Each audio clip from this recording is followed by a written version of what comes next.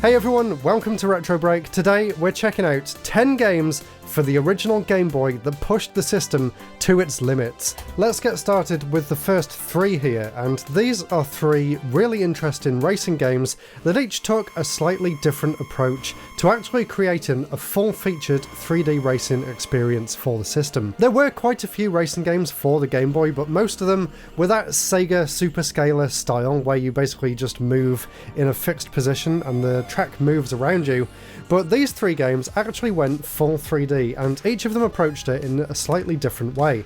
So let's take a look at what I believe to be the best of the 3, and also this one's interesting because it kind of takes elements of the other 2 and merges them together. This one is called Race Driving, and I think this one's really interesting because not only does it feature basic racing gameplay, but it actually has a stunt mode as well, complete with really wacky tracks that kind of feel more like roller coaster attractions. They even feature loop-the-loops, which is just unreal to see running on the original Game Boy. In some ways it was way ahead of its time. This is actually a fully featured 3D game. You can reverse, you can angle wherever you want, you're not on a set fixed track. And although, yes, it looks awful blown up on a big screen like I'm showing here on YouTube, when you play it on the original Game Boy system, it actually doesn't look that bad at all. And the interesting thing about this racing game on the Game Boy in particular is the interesting way in which they attempted to do textures on the 3D polygons. They actually used a lot of dithering to kind of differentiate the different areas of the track. So although it kind of all blurs together in one big dithered mess on a big screen, when you're playing it on the original handheld,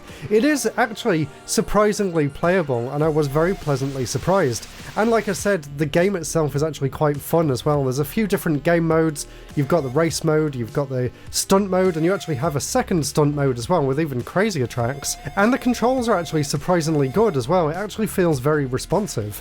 And then comparing it to the other 2 games we've got here, Days of Thunder and NASCAR, these both go in completely different directions. So Days of Thunder is really interesting. They're both NASCAR games, by the way, so they both feature oval circuits, and they're a lot more limited in scope than this one. But the difference between these 2 is still very interesting. So the Days of Thunder is an interesting one because this one's actually made completely out of wireframe graphics, and it kind of reminds me of the 3D games that I featured in my Virtual Boy video, where there aren't really any textures at all, and you're just having to use the wireframes to try and figure out where you are in the world. It kind of works, but I don't think it works as well as giving it like a dithered texture like this one. But the game itself is still pretty good, it still controls fairly well. I will say that the frame rate is completely awful on all 3 of these games, and when you actually watch it back at like 2 or 3 times speed, it actually seems more like a normal style of game. But playing it on the Game Boy at like 5 frames a second, it is kind of painful. And then NASCAR takes the other route, which actually features fully textured 3D environments. Well, basically just a flat coloured plane, but at least you can't see through it, and you don't get that annoying dithered effect either. But there is actually a different annoying effect, maybe as a consequence of building the stage out of these different kinds of blocks, and the way the screen refreshes is kind of slow, so you do get a lot of screen tear between all of the different sections of the track, which you didn't get on the other 2. So I'll actually play all 3 of them now side by side, and let me know down in the comments which take on the racing game genre do you think pulled it off best on the original Game Boy. Either way, I think we can agree that all 3 of these games pushed the original Game Boy to its limits in slightly different ways. Okay, Starhawk is next, and this one isn't a 3D game, but it's very impressive for a different reason, and that is the incredible parallax scrolling in the second level. When I first played this game, I was absolutely blown away by this stage, and the amount of detail that they managed to fit into the sprites is still really impressive, but then you get to stage 2, and you have this really cool, multi-layered parallax scrolling background with no slowdown whatsoever. You still get to fight all the enemies as normal, there's a bunch of different power-ups going on, there's all different enemy bullet patterns, and you have this really impressive kind of 3D looking. Obviously it's not true 3D, but it really looks the part, and I was really impressed. In fact, I was so impressed that after I got this game, I actually did a full video review here on YouTube, so if you want to see my impressions of the entire game, check out that video that I made a few years ago. Let me know down in the comments what other Game Boy games you've seen use parallax to this kind of effect as well, because I was absolutely blown away, and I would love to see some more examples of Game Boy games pushing that parallax graphics background as strongly as they did in this one here. So we've had polygonal 3D, we've had parallax 3D, let's check out a game that features isometric 3D. This one's called Altered Space, a 3D Alien Adventure, and this is one of the best examples of isometric 3D on the entire system, and a really fun game too. Unlike the racing games, which are all kind of basic and maybe you just play for a minute as a novelty and then never really go back to, this one's actually a fully featured 3D action adventure puzzle platformer, the kind of which you would see on things like the ZX Spectrum back in the day. I really love what they did with this game here. It's actually really fun to play. Basically, it's a bunch of different rooms, and each room has a different challenge, and there's different items that you can pick up and take back to different areas in order to open new doors and then move on to the next stage. It works really well, and it's just really impressive what they managed to do in this game in terms of the sprites, the graphics, the depth perception with the isometric viewpoints. It all comes together really well. There's no slowdown, it's really easy to see where the enemies are in relation to you, and it's just a great game, so definitely recommend this one if you want a platformer for the system but at a different angle. Really highly recommended. And interestingly, I can't remember where I read this now, but there was a scan of a magazine from back in the day, and they actually rated this higher than Zelda Link's Awakening. I wouldn't give it that much credit, but it's really interesting to see just how much weight was put behind good graphics back then, and still to some extent today, but probably not as bad as it was back then. But yeah, graphics don't make a great game, but this is one of the few examples where that kind of is true in both cases. It has great graphics and great gameplay to go along with it. But it's not as good as Zelda. So we've had wireframe, dithered, textured, parallax, isometric. What other kind of 3D can the Game Boy pull off? Well, how about pre-rendered 3D? And I've got two examples of that right here, of course, both by Rare. We have Donkey Kong Land 3, which was the last game released on the original Game Boy in the Donkey Kong Land series, and we also have Killer Instinct. Both of these really impressive downscaled versions of their Super Nintendo and even arcade and Killer Instinct's point of view counterparts, and they both play really well too. So obviously it took a lot of effort to get these pre-rendered graphics running on the Game Boy, and they're just rendered as sprites with a lot of different frames of animation, but the end result is still really impressive, and both of these games still play just like their console counterparts, which is the main point, I guess, with creating these games in the first place. So I actually grew up with both Donkey Kong Country and Donkey Kong Land, and I remember actually enjoying both of them equally as much, and I really don't think the downscaled graphics impacted the gameplay that much at all, especially if you play this game on the Game Boy Color instead of the original Game Boy, because the background and the sprites are actually then featured as two different colours.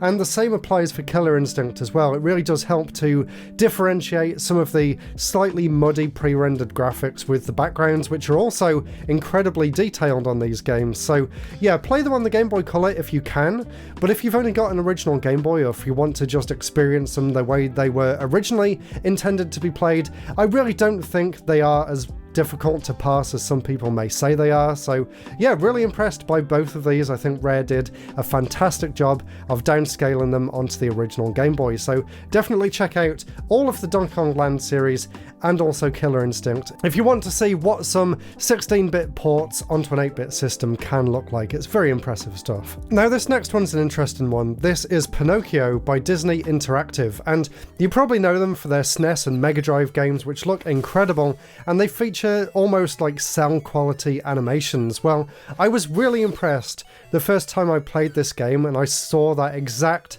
same smooth animation style.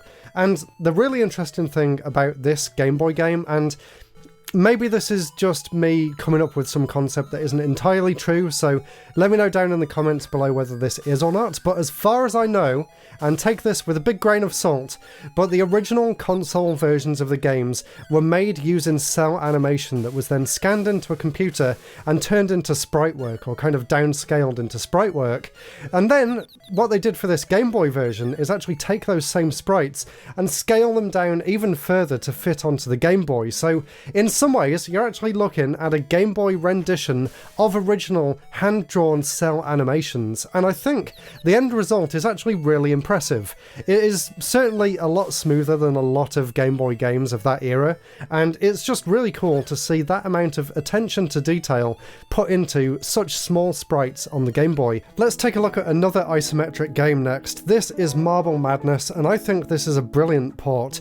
Obviously it's still an 8-bit game in its original form too, so it's not as impressive as some of the other entries here, but it's a great game and it plays really well on the Game Boy. The graphics look great on the system, and the controls and the physics work exactly as you would expect them to on their home console counterparts. In fact, I feel like this is a little bit easier to play than the NES version. For some reason I managed to get a bit further in this one than I usually do. But yeah, easy recommendation. It's a simple game, it's a classic for a reason, and it's really cool to see running on the Game Boy too. And finally, of course, I know a lot of you saw this one coming, we have X, which was actually made by the same development team as the original Star Fox game on the Super Nintendo, and I have to admit, I have no idea what I'm supposed to be doing in this game. The tutorial just seems to go on forever, and I was really hoping for a Star Fox style into the screen shooting game, but this seems like a lot more in-depth. There's like a bunch of different systems, I don't really know what's going on, but the graphics are impressive. It uses wireframe 3D graphics,